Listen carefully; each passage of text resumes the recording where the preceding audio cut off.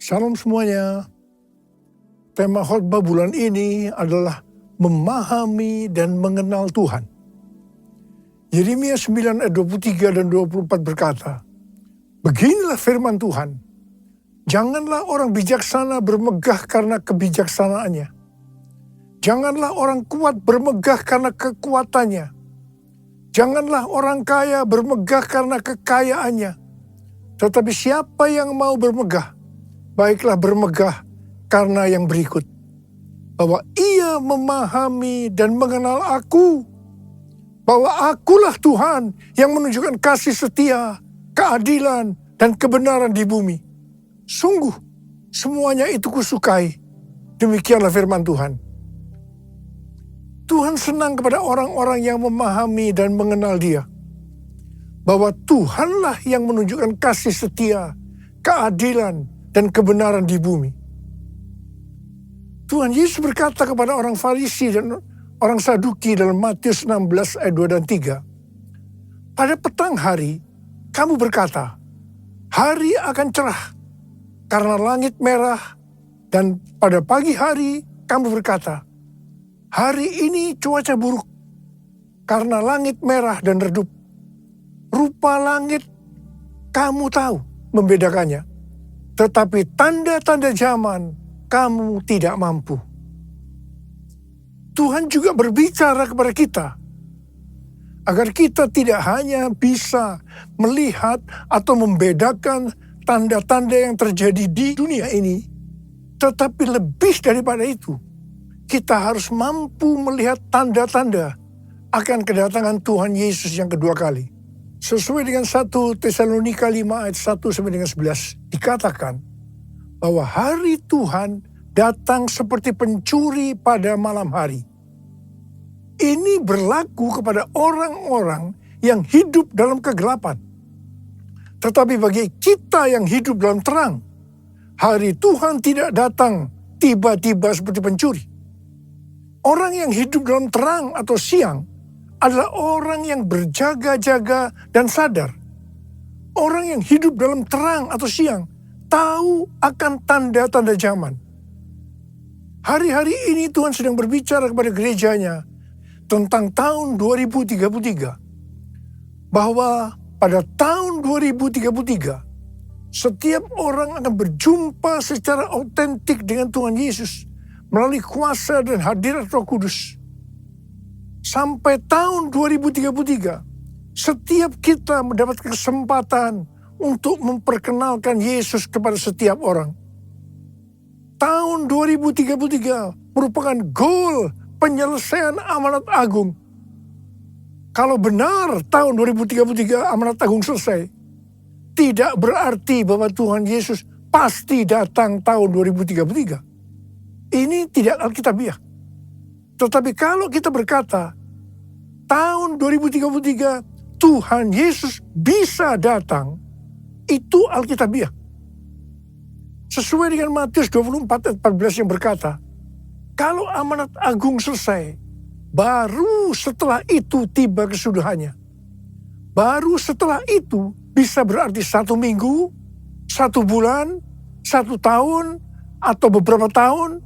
Tetapi yang jelas kita harus mengerti adalah Tuhan Yesus berkata, "Aku datang segera."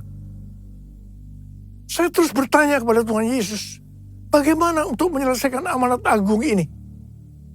Tuhan memberikan jawaban melalui Yeremia 33 ayat 3. "Berserulah kepadaku, maka aku akan menjawab engkau dan akan memberitahukan kepadamu hal-hal yang besar dan yang tidak terfahami, yakni hal-hal yang tidak kau ketahui." Saya lakukan apa yang Tuhan suruh ini. Saya terus berseru-seru kepada Tuhan. Tuhan kembali memberikan pengertian bahwa hal-hal yang ada di depan ini adalah sesuatu yang besar. Tuhan memberikan kata kunci, sembahyang.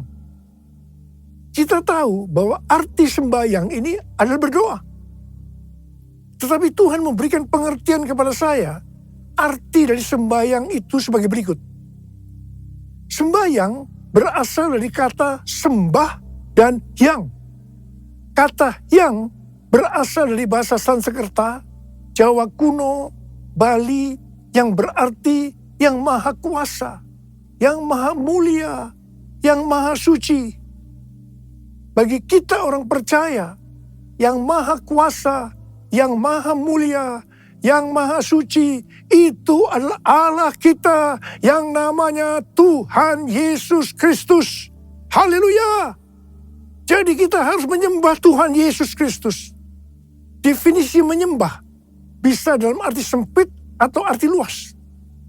Menyembah dalam arti sempit adalah kita masuk dalam hadiratnya, merasakan hadiratnya, menikmati hadiratnya. Sedangkan menyembah dalam arti luas adalah taat akan firman-Nya. Mujizat-mujizat akan terjadi luar biasa. Ke depan ini kita akan mengalami mujizat-mujizat yang luar biasa. Kalau kita mau mengalami mujizat-mujizat itu, kata kuncinya adalah sembahyang. Untuk bisa mengerti dan memahami hal-hal yang besar yang akan terjadi sampai dengan tahun 2033. Kata kuncinya adalah sembahyang. Sesuai yang terjadi di Asbury Revival, maka pola penuaian jiwa dan pemuritan ke depan ini adalah doa, pujian, penyembahan bersama-sama dalam unity siang dan malam, yaitu sembahyang.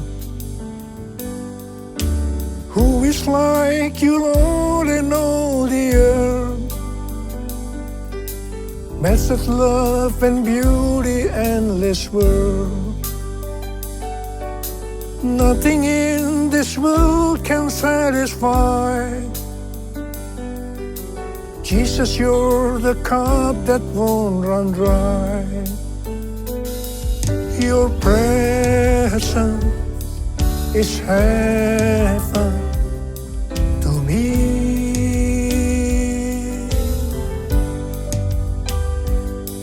Your presence is heaven to me.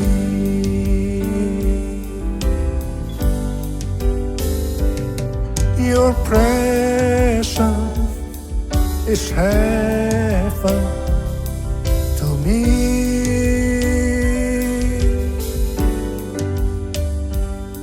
Your presence is heaven to me. Pada tanggal 3 sampai dengan 6 Oktober 2023, ada acara WPA atau World Prayer Assembly di Perth, Australia. Bagi saya, ini adalah WPA yang ketiga. WPA yang pertama dan yang kedua diadakan di SICC pada tahun 2012 dan tahun 2022. Ayat emas dari WPA sejak tahun 2012 adalah Habakuk 2 ayat 14. Sebab bumi akan penuh dengan pengetahuan tentang kemuliaan Tuhan, seperti air yang menutupi dasar laut.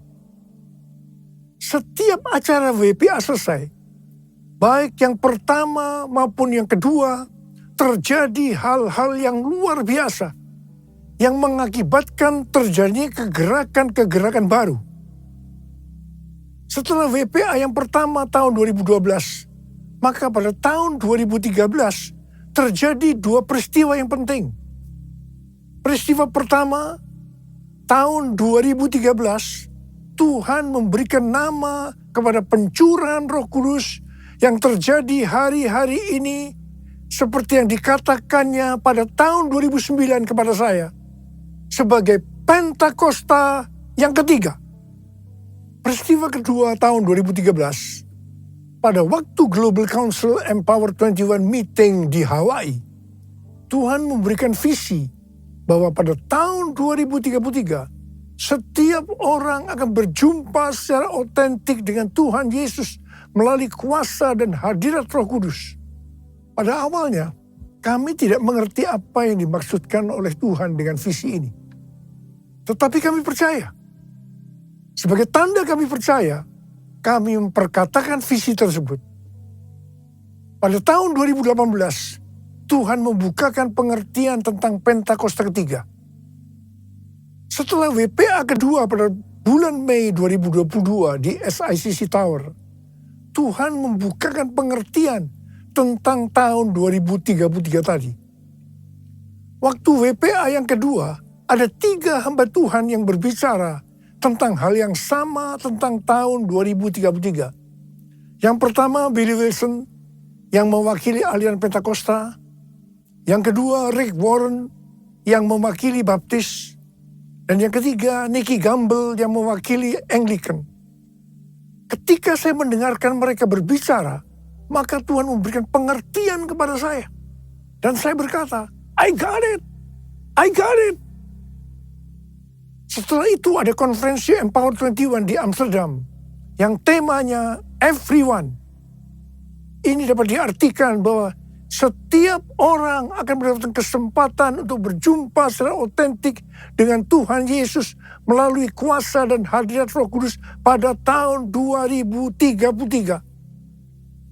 Setiap kita mendapatkan kesempatan untuk memperkenalkan Yesus kepada setiap orang sampai tahun 2033. Pada tanggal 3 sampai dengan 5 Juli 2024 di SICC akan diadakan Empower 21 Everyone Asia 2024, Reaching Every Person on Earth. Saya percaya ini akan merupakan trigger untuk kegerakan next gen secara global. Hal-hal itulah yang terjadi setelah WPA pertama dan WPA kedua.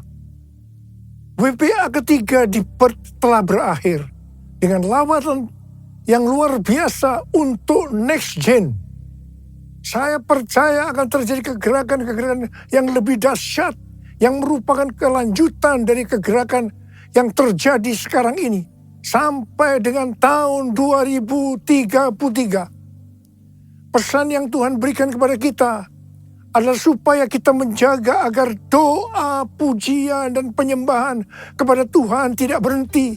Kita harus menjaga api doa itu terus naik ke hadapan Tuhan. Jadikan aku, Tuhan,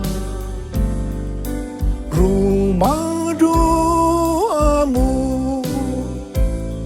agar semua suku bangsa datang menyembahmu. Jadikan aku, Tuhan, rumah doamu, agar semua suku bangsa datang menyembahmu. Agar semua suku bangsa datang menyembahmu.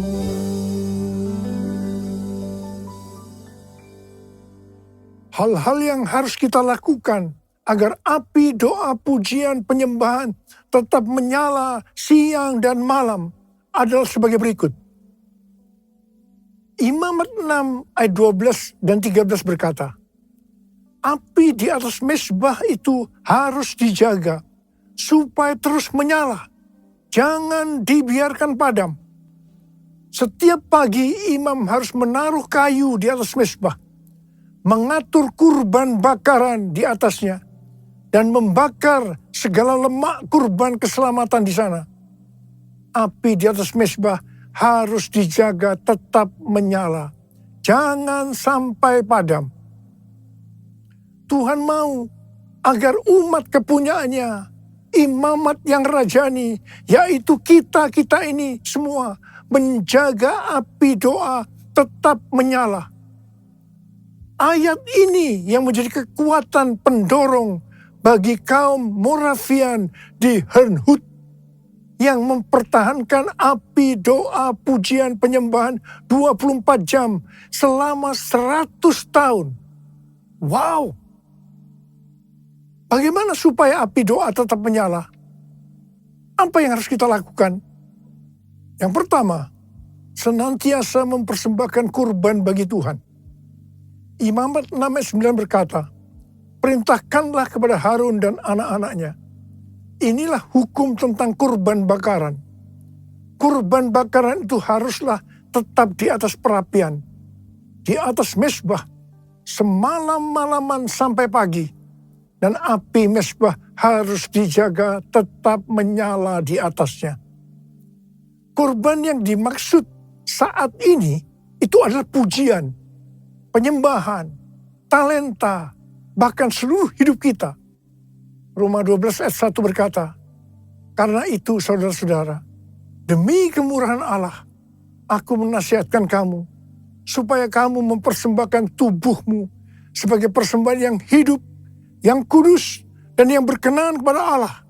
Itu adalah ibadahmu yang sejati. Yang kedua, mengasihi jiwa-jiwa yang ditebus dengan darah kurban anak domba. Wahyu 5 ayat 9 berkata, mereka menyanyikan suatu nyanyian baru, katanya, engkau layak menerima gulungan kitab itu dan membuka meterai-meterainya, sebab engkau telah disembelih, dan dengan darahmu engkau telah membeli mereka bagi Allah dari tiap-tiap suku, bahasa, umat, dan bangsa. Wahyu 5 ayat 12 dan 13, dan mereka berkata dengan suara nyaring, anak domba yang disembelih itu layak untuk menerima kuasa dan kekayaan, hikmat dan kekuatan, hormat, kemuliaan, dan puji-pujian. Lalu aku mendengar semua makhluk yang di sorga, dan di bumi, dan di laut, dan semua orang yang ada di dalamnya berkata, bagi Dia yang duduk di atas takhta, dan bagi anak domba adalah puji-pujian, hormat, kemuliaan, dan kuasa sampai selama-lamanya. Haleluya! Sebagai penuai di akhir zaman, kita harus bergairah dengan ladang tuaian yang telah menguning. Sesuai dengan pola surgawi dalam Wahyu 5 ayat 9 sampai 13, api doa kita akan selalu menyala setiap kali mengingat darah anak domba yang telah disembelih menebus tuaian dari setiap suku dan bangsa. Yang ketiga, hanya mengandalkan api Tuhan. Imamat 9 ayat 24 berkata, keluarlah api dari hadapan Tuhan, melahap kurban bakaran dan seluruh lemak di atas mezbah. Tatkala seluruh bangsa itu melihatnya, bersorak-sorailah mereka, lalu sujud menyembah. Api yang melahap kurban datang dari Tuhan, bukan dibuat oleh manusia. Jangan coba-coba menyalakan api asing, yaitu lewat kedagingan atau kekuatan sendiri. Yang keempat, menyingkirkan abu dari mezbah. Imamat 6 ayat 10b berkata, iya, imam harus mengangkat abu yang ada di atas mezbah sesudah kurban bakaran habis dimakan api dan menaruhnya di samping mezbah. Menyingkirkan abu dari mezbah berarti kita menjaga hati tetap murni dan hidup berintegritas. Yang kelima, menaruh kayu di atas mezbah. Imamat 6 ayat 12b berkata, setiap pagi imam harus menaruh kayu di atas mezbah, mengatur kurban bakaran di atasnya, dan membakar segala lemak kurban keselamatan di sana. Kayu berbicara tentang bahan bakar yang menyalakan api rohani dalam hidup kita. Seperti bertekun dengan sehati dalam doa bersama-sama, bersekutu, membaca Alkitab. Yang keenam, mengatur kurban. Imam 6 ayat 12b berkata, setiap pagi imam harus menaruh kayu di atas mezbah, mengatur kurban bakaran di atasnya, dan membakar segala lemak kurban keselamatan di sana. Kurban tidak boleh sembarangan dipersembahkan, melainkan harus lewat pengaturan ilahi atau polanya Tuhan. Tuhan menyatakan polanya bagi gereja lewat tuntunan Roh Kudus, pelayanan 5 jawatan, dan teladan Bapa rohani, kita juga tidak boleh mengatur-atur kegerakan Roh Kudus. Yang ketujuh, membangkitkan next gen. Imamat 6 ayat 9 berkata, perintahkanlah kepada Harun dan anak-anaknya. Inilah hukum tentang kurban bakaran. Kurban bakaran itu haruslah tetap di atas perapian, di atas mezbah, semalam-malaman sampai pagi. Dan api mezbah harus dijaga, tetap menyala di atasnya. Perintah untuk menjaga api harus diteruskan dan diimpartasikan kepada generasi berikutnya. Pola ini juga terlihat di Pondok Daud, di mana Heman, seorang pemimpin pujian yang ditunjuk Daud, memimpin dan menyertakan anak-anaknya dalam pelayanan pujian. Dalam 1 Tawarikh 25 ayat 6 dikatakan, di bawah pimpinan ayah mereka, mereka sekalian bernyanyi di rumah Tuhan dengan diiringi simbal, gambus, dan kecapi untuk ibadah di rumah Allah dengan wewenang raja. Mari, sekali lagi saya mau katakan kepada saudara, bahwa kita harus menjaga api doa, pujian, penyembahan dalam unity siang dan malam. Jangan sampai padam. Dan kita akan melihat, memahami, dan mengenal hal-hal besar yang Tuhan sediakan bagi kita. Yang percaya katakan amin. Mari katakan bersama saya. Jesus, I believe in you. Jesus, I belong to you. You're the reason that I live, the reason that I sing. Jesus, I believe in you. Jesus, I belong to you. You're the reason that I live, the reason that I sing with all I am. I will worship you. Angkat tangan saudara. I will worship you. I will worship you, Jesus. Jesus.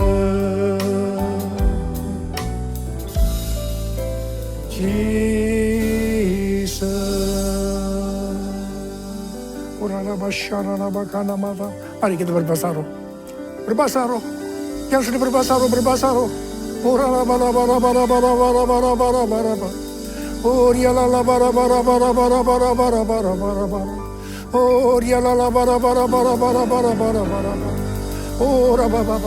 Curahkan pengurapan-Mu buat kami, Tuhan.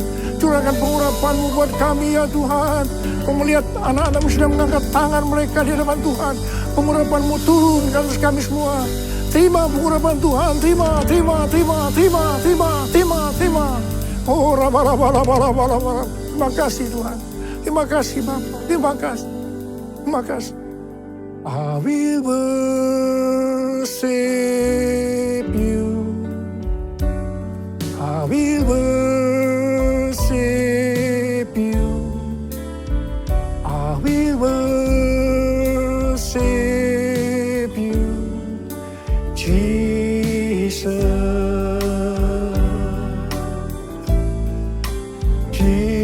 Jesus.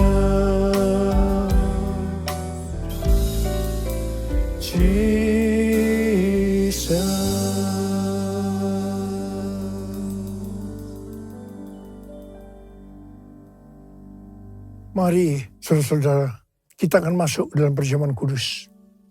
Kita akan mengingat ayat ini. Setiap kali kamu makan roti ini dan minum cawan ini, kamu memberitakan kematian Tuhan sampai Ia datang. Perjamuan kudus adalah perjamuan Tuhan Yesus sendiri. Setiap kali kita masuk dalam perjamuan kudus, Tuhan Yesus selalu berkata, biarlah ini menjadi peringatan akan aku.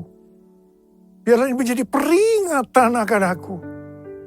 Karena itu mari arahkan hati kita kepada kebaikan Tuhan. Kita akan mengingat kebaikan Tuhan. Supaya kita lebih mengasihi Tuhan Yesus. Kita lebih mengasihi satu dengan yang lain. Mari tundukkan kepala. Bapa, siapakah kami sebelum kami mengenal Engkau? Kami semua orang berdosa. Upah dosa adalah maut, mati. Tapi Engkau yang tidak berdosa telah dijadikan dosa oleh karena kami. Engkau harus turun dari surga mulia, menjelma menjadi manusia, mati ganti kami dengan penderitaan yang luar biasa. Sungguh kalau kami pikirkan betapa baiknya Engkau ya Aba. Kau jadikan kami sebagai anak-anak-Mu. Kau tuntun, Kau bela, Kau lindungi, Kau berkati. Engkau tegur, bahkan Kau hajar kalau kami salah. Itu Engkau ya Aba. Itu Engkau. Tuhan akan memberkati kita semua melalui perjamuan kudus. Tapi Tuhan mau kita makan dan minum dengan cara yang benar. Karena itu masing-masing berdoa. Introspeksi. Lihat keadaan diri masing-masing. Jangan menyimpan dosa. Kalau ada dosa yang Tuhan ingatkan, langsung minta ampun. Ampuni kami Tuhan. Ampuni kami. Ya Tuhan, ampuni kami. Ampuni. Ya Tuhan, ampuni. Layakkan kami untuk masuk dalam perjamuan kudus. Berkat-Mu melimpah buat kami anak-anak-Mu. Terima kasih. Kami akan masuk dalam perjamuan kudus dengan hati yang penuh ucapan syukur. Dalam nama Yesus. Amin. Mari. Angkat roti di tangan kanan kita tinggi-tinggi. Sebab apa yang telah kuteruskan kepadamu telah aku terima dari Tuhan. Yaitu bahwa Tuhan Yesus pada malam waktu ia diserahkan mengambil roti. Dan sesudah itu ia mengucap syukur atasnya. Ia memecah-mecahkannya. Dan berkata, inilah tubuhku yang diserahkan bagi kamu. Perbuatlah ini menjadi peringatan akan aku. Sudah dikasih Tuhan. Bukankah roti yang kita pecah-pecahkan ini adalah persekutuan kita dengan tubuh Kristus? Mari kita makan dalam nama Yesus.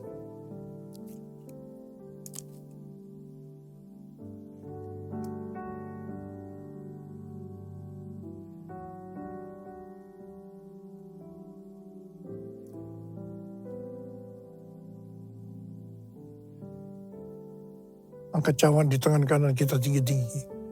Demikian juga ia mengambil cawan sesudah makan lalu berkata, cawan ini adalah perjanjian baru yang dimeteraikan oleh darahku. Perbuatlah ini setiap kali kamu meminumnya menjadi peringatan akan aku. Sudah dikasih Tuhan, bukankah cawan pengucapan syukur? Yang atasnya kita ucapkan syukur adalah persekutuan kita dengan darah Yesus. Mari kita minum dalam nama Yesus.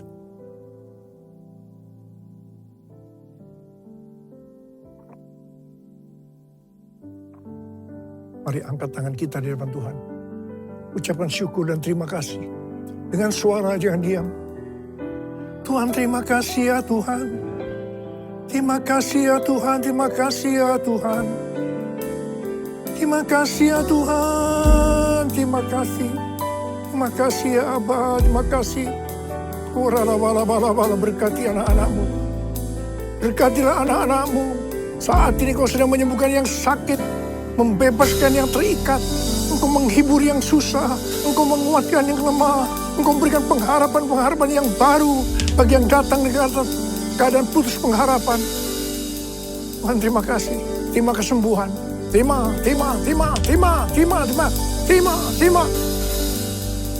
Ucapkan terima kasih, katakan terima kasih Tuhan, terima kasih Tuhan, terima kasih. Terima kasih Yesusku, terima kasih Yesusku. Puji syukur hanya bagi Tuhanku. Terima kasih Yesusku, terima kasih Yesusku. Puji syukur hanya bagi Tuhanku. Terima kasih. Terima kasih Yesusku, terima kasih Yesusku. Puji syukur hanya bagi Tuhanku. Terima kasih Yesusku, terima kasih Yesusku. Puji syukur hanya bagi Tuhanku. Puji syukur hanya bagi Tuhanku. Puji syukur hanya bagi Tuhanku.